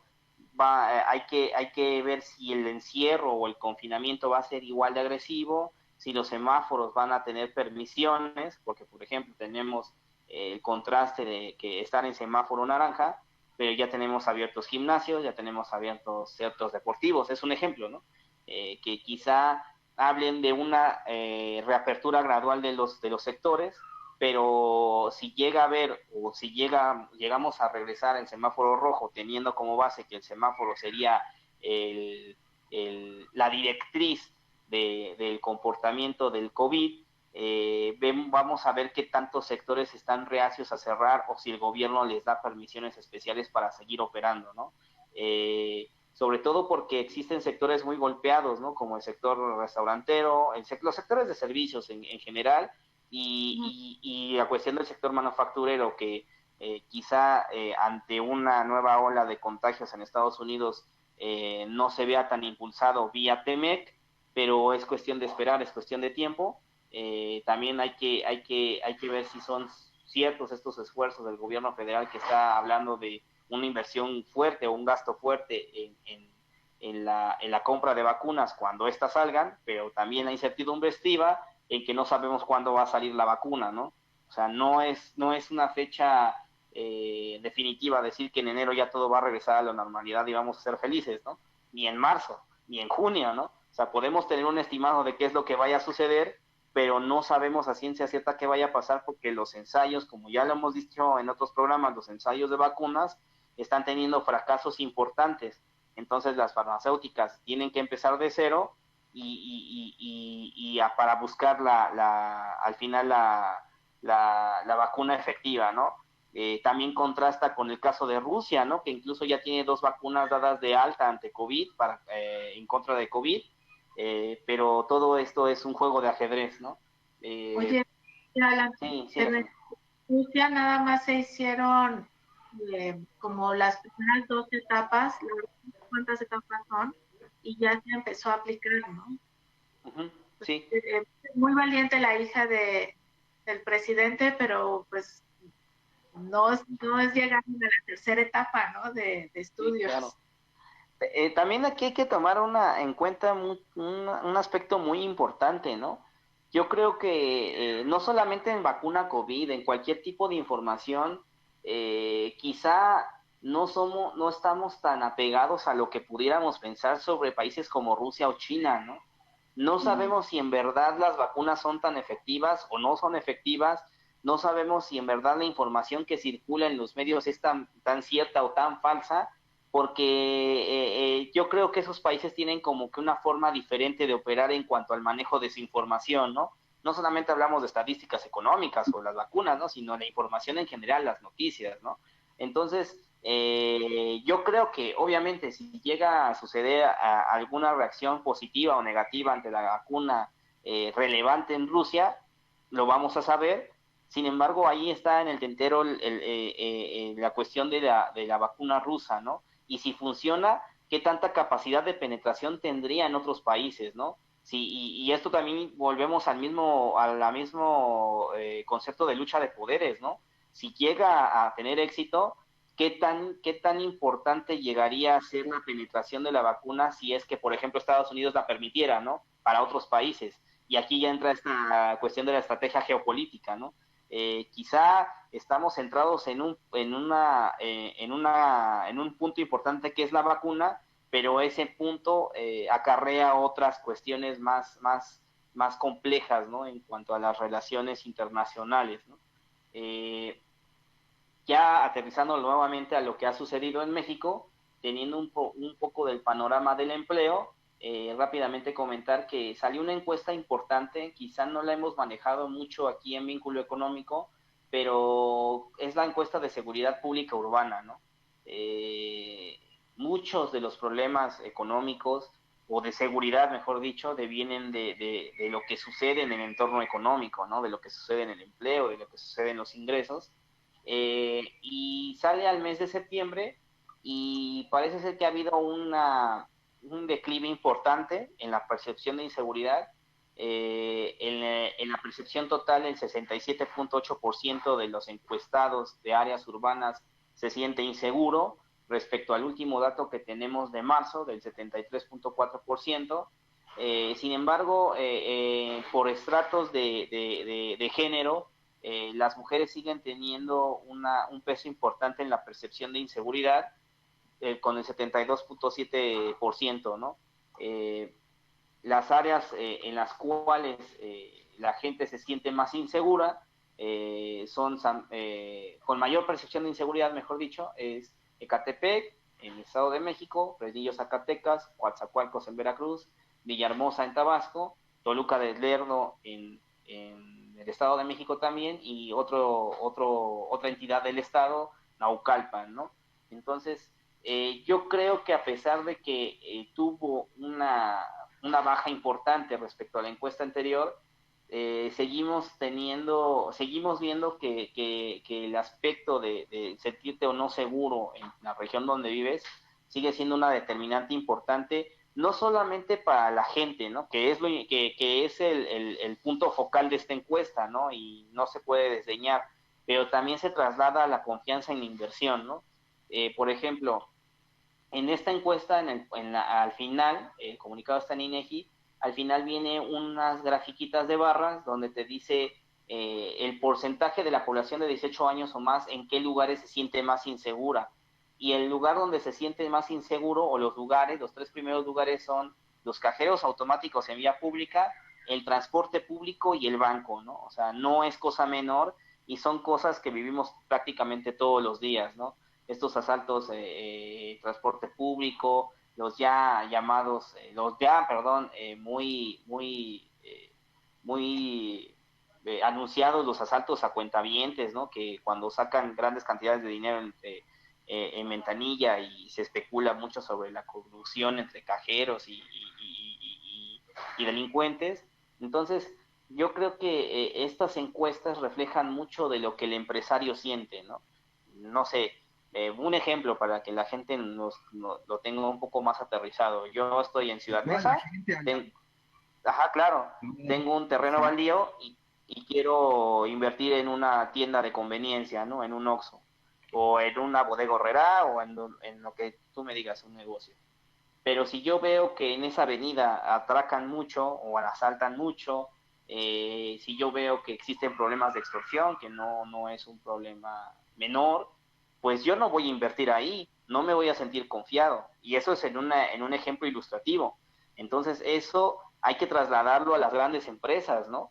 ¿Recuerdan ustedes cuando hubo la quema de camiones? No sé si me acuerdo, no sé si eran Bimbo o Sabritas, ¿no? O de Pepsi creo que también era, ¿no?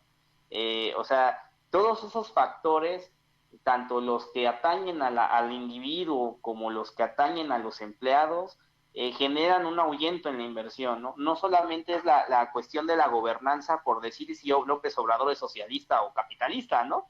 Sino cómo lleva a cabo las políticas de seguridad, ¿no? Entonces ese es un problema grave. Yo espero, yo quisiera saber, o yo quisiera ver que estos problemas no van a cambiar en cuanto a las encuestas de confianza del inversionista, en cuanto a las encuestas que tienen los especialistas del sector privado en Banco de México. Van a seguir siguiendo focos de atención para la inversión, y pues mientras este aspecto neural no se corrija, al final de cuentas la seguridad es una debilidad estructural de la economía mexicana, ¿no? De la sociedad mexicana. No es una cuestión de coyuntura o de corto plazo, ¿no? Es algo que ha traspasado los sexenios y que es muy difícil erradicar. Yo creo que es tan prioritario, Alan, que el día de ayer Morena pierde Hidalgo y pierde Coahuila de manera, además, muy ostenciosa, ¿no? Muy extensible. Fue una gran derrota para el partido gobernante. Y ya estamos apenas a mitad de la crisis. Por todo lo que mencionaste, no me quiero imaginar cómo vamos a estar para la elección del Congreso, porque el empleo y la seguridad, que es de lo que ahorita platicaste, son tal vez los dos puntos sobre los que se construye pues el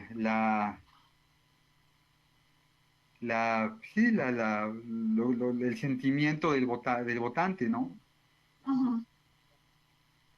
Sí, vivir con inseguridad, pues sí, limita mucho la inversión y volvemos otra vez a lo importante que es hacer crecer al país, porque en función de ese desarrollo, la base, las culturas, pues, tener mejores condiciones de vida, o en teoría deberían de tener mejores condiciones de vida, ¿no?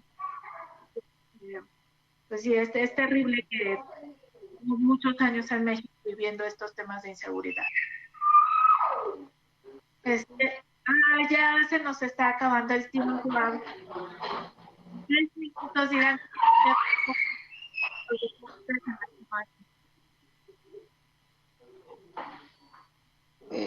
Bueno, no se escuchó al final lo que Iracema nos quiso decir, pero creo que habló de la sección de deportes, ¿no? Bueno, Edgar, ¿qué te pareció la jornada? Dijo, el América va a ganarle a León. Hoy a las 11 vas a festejar, Edgar. Exacto, pero mira, ahí le cortaron el audio. Sí, censurado, ¿no? Pero bueno, o sea, te preguntaba sobre los resultados, pero algo ahorita que se me vino a la mente me llamó la atención. No sé si te enteraste que ya la Liga Mexicana de Béisbol la abrió al público. Y oye, es impresionante. No me enteré, vi el cuate que se vació la cerveza y luego la aventó para todos lados.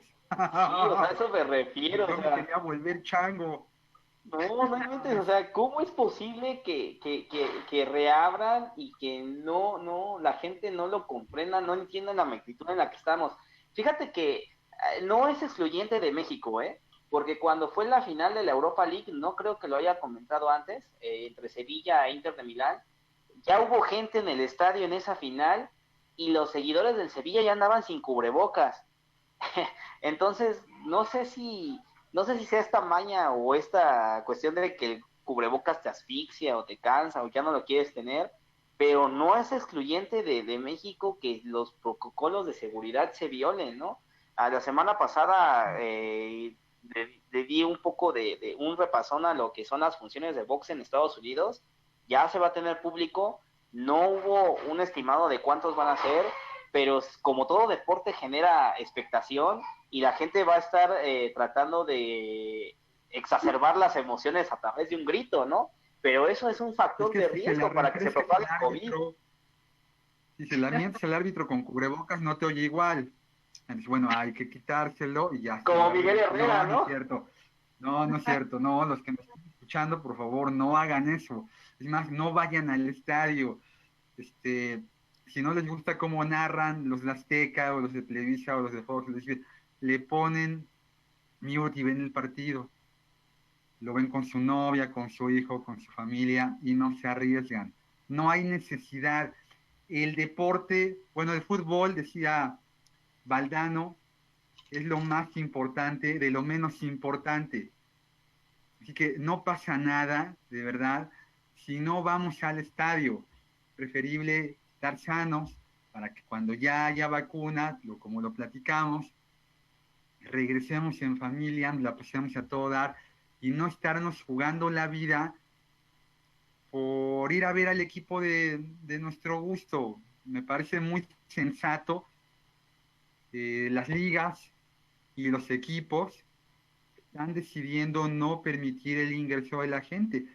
Por ejemplo, me parece que el San Luis o el Necaxa decidieron, el Querétaro decidió no abrir el estadio, aunque ya puede hacerlo.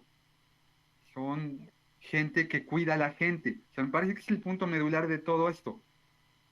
Si tú te pones el cubrebocas, Iracema, si tú te lo pones, Alan, más allá de que se están cuidando a los demás.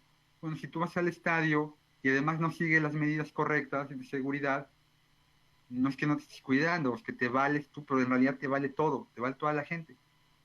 Y como hay mucha gente así, mira, eso no lo podemos controlar. En la tarde oía a Sheinbaum, a Claudia, que decía, el gobierno no puede estar atrás de nosotros en cada momento.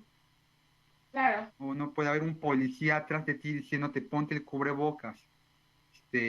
Si te estás tomando cerveza, no la avientes. O sea, es sensatez.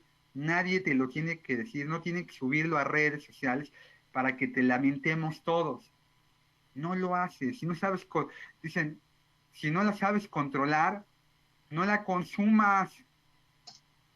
Ya me enojé. Vamos a ver a la América. Pero fíjate, ya nada más para cerrar, yo también estoy de acuerdo que el gobierno no puede estar detrás de ti, ni detrás de todos, ni detrás de nadie.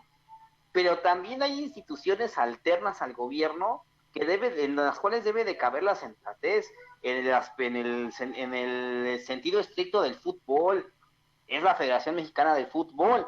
En el sentido estricto del boxeo, es el Consejo Mundial de Boxeo y las promotoras, ¿cómo se llaman? Los organismos de boxeo. En el caso del fútbol americano, la NFL, los distritos, los dueños de los equipos, pero incluso ellos están ya con los nervios de punta porque ya quieren abrir, lo que quieren es ya abrir, generar ganancias en taquilla, aunque sean muy pocas, ¿no? En México la CONADE debería de ser el ente regulador de todas las federaciones, pero todos sabemos que la Federación Mexicana de Fútbol es muchísimo más grandota que la CONADE. Es más sencillo que la federación le dé órdenes a la CONADE. No, lo dije mal. La Federación Mexicana de Fútbol muchas veces le dio órdenes a la CONADE, ¿no? Regresando el tiempo, ¿no? En temas de preparación para olímpicos, etcétera, etcétera. Bueno, la CONADE ni siquiera pudo con el caso de la Federación esta mexicana de básquetbol o baloncesto, como le decían, que había dos federaciones, como no se ponían de acuerdo, la CONADE dijo, pues ya lléganse pelotas, demándense y a mí no me metan. Bueno, pues ella debería de ser el ente regulador de lo que se puede hacer en el deporte en este contexto. Pero yo a la CONADE, bueno, yo no sé, ¿quién lleva la CONADE? ¿Ana Gabriela Guevara? Sí, Sí. ¿no? Desafortunadamente sí. Está en otra, tiene la cabeza y el bolsillo en otra cosa. Ya, En ser gobernadora de Sonora, la señora, ¿eh? Bueno, pues terrible. para terminar, hay mucha información del mercado accionario. Se está llevando a cabo esta semana el Foro Viva, así es que usted busque información en Bolsa Viva para participar en los foros. Y por parte de la Bolsa Mexicana de Valores, pues siempre le hemos recomendado también acercarse a la bolsa a través de internet, a través de Twitter, @BMB Mercados. Esta semana, mañana a las 12, presenta bifurcación de los mercados, el miércoles análisis técnico, o sea, le van a explicar todos estos temas. El jueves, disciplina, dedicación y resiliencia, y el viernes, por qué suben las acciones. Así es que, mire, tiene mucha información a su mano para conocer más el mercado bursátil, que es realmente apasionante. Yo soy Iracema Andrés, le agradezco mucho a Alan, a Edgar, a usted acompañarnos esta tarde y nos vemos el próximo lunes.